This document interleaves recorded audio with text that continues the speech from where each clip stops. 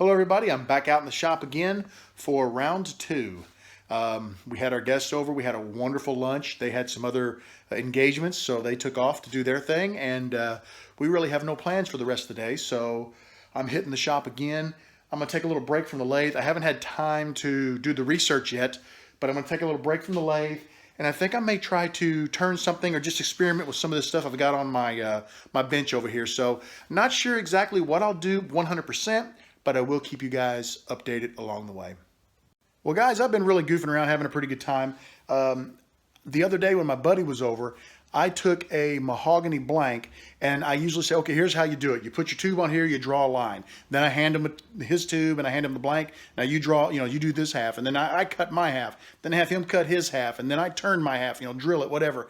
And basically I just walk through with him. Well, I got to the point of sanding, and at that point, sanding is pretty straightforward, so I just left my blank lay. Well, today I went ahead and finished that blank, and I've got somebody I'm just gonna give it to. It was a piece of Filipino mahogany, and this particular person is from the Philippines, and we were talking about pin making the other day, and I was explaining it, and they got pretty excited about it. So I thought, well, I'll just go ahead and finish this blank. It's perfect, and I'll give it to them, and that'll be just a nice little thing to do. So I started working on this blank. I've got it cut down, and you remember a while back I made this, and it kind of looks like that. Well, when I drilled it, it drifted. So pretty well, that's shot. It's done. That video that I started on that, I'll just blow it away. I've got my Notre Dame blank here. When I drilled the blank out, I got it cut the size, drilled. I got the tube in there. It's looking great, but it is weathered wood, and it's weathered on two sides, and there's some cracks from the weathering. So I've got it laying here on a piece of glass. I'll show it to you.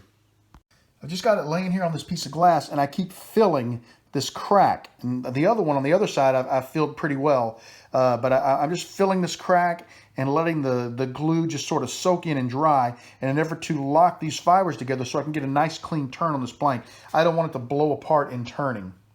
So really, that's all I've been doing, not much.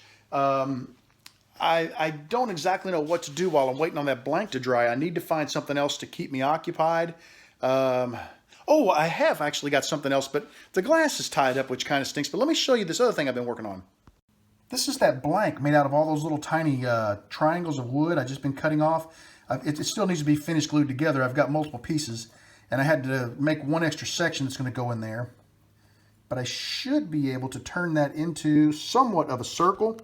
I'll get it glued up. I'll put a clamp around it to hold it or something and glue it up. I'll probably drill the center out and put some type of a dowel in there.